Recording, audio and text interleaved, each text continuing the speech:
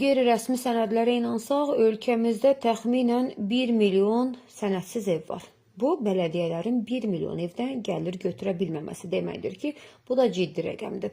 Sənədləşdirmə işləri sürətlə aparılarsa, həm mənzil bazarı canlanacaq, həm də bələdiyyələr üçün sərfəli olacaq. Bəs Azərbaycanda kupça, yəni sənəd almaq üçün nə qədər rüsum ödənilir? Mənzil üzərində mülkiyyət hüquqlarının dövlət qeydiyyatına alınması barədə elektron çıxarışın verilməsi üçün dövlət rüsumunun məbləği 50 manat təşkil edir.